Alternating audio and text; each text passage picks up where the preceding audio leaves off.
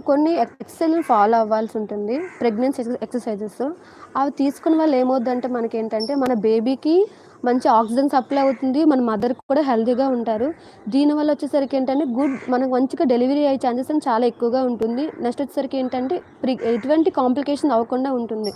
So, అలాంటి వాళ్ళు ఏం చేయాలంటే, కొన్ని టిప్స్ మనం ఖచ్చితంగా ఫాలో అవ్వాల్సి ఉంటుంది. అది మనం ఫాలో అవుతే మాత్రం ఖచ్చితంగానే హెల్తీగానే అవుతారు. నెక్స్ట్ వచ్చేసరికి మనం స్ట్రెస్ కూడా తగ్గించుకోవాలి.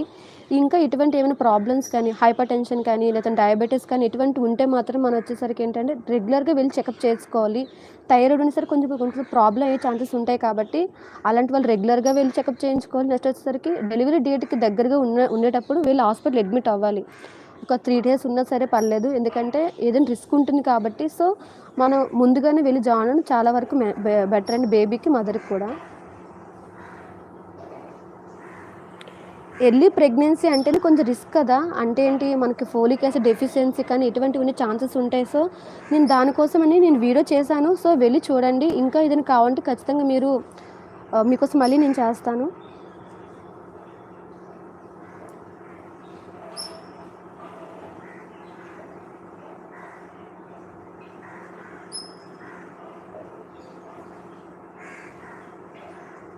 థ్యాంక్ యూ అండి. Thank you.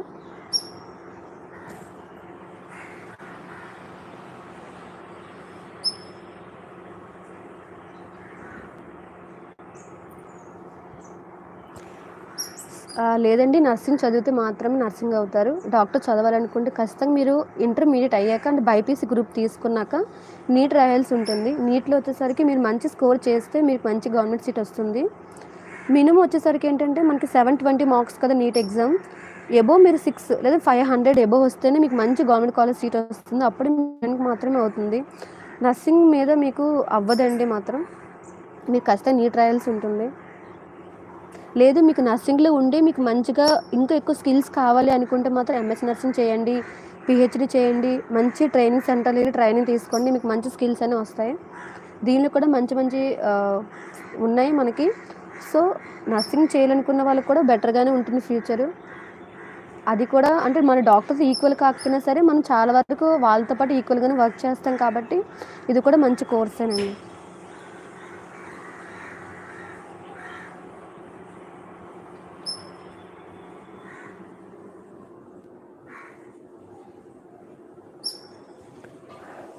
ఐఏఎస్ కావాలనుకుంటే మాత్రం మీరు ఫస్ట్ వచ్చేసరికి డిగ్రీ కంప్లీట్ చేసి ఉండాలి.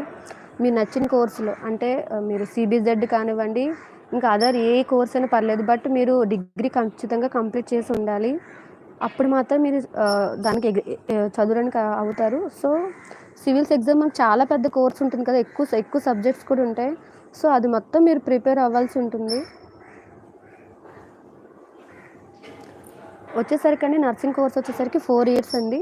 First year, second year, third year, fourth year. మీరు నెక్స్ట్ ఏ ఎగ్జామ్‌కి ప్రిపేర్ అవ్వాలనుకున్నా సరే మీరు ఈజీగా ఎలిజిబుల్ అవుతారు. అంటే ఎంఎల్హెచ్‌పి జాబ్స్ కానీ ఎలిజిబుల్ అవుతారు. లేదంటే స్టేట్ నర్సింగ్ ఆఫీసర్స్ కింద, లేదంటే సెంట్రల్ నర్సింగ్ ఆఫీసర్స్ కింద అవుతారు. నెక్స్ట్ వచ్చేసరికి లేదా కమ్యూనిటీ కింద జాయిన్ అవ్వాలనుకున్న అది అవుతారు. లేకపోతే సచివాలయంలో కూడా మనకు జాబ్స్ వేస్తున్నారు కదా! అలా జాయిన్ అవ్వడానికి కూడా అవుతారు. సో, ఆహ్, ఖచ్చితంగా మీరు మనకు ఖచ్చితంగా మంచి ఫ్యూచర్ ఆపర్చునిటీస్ ఖచ్చితంగా ఉన్నాయండి దీనిలో కూడా.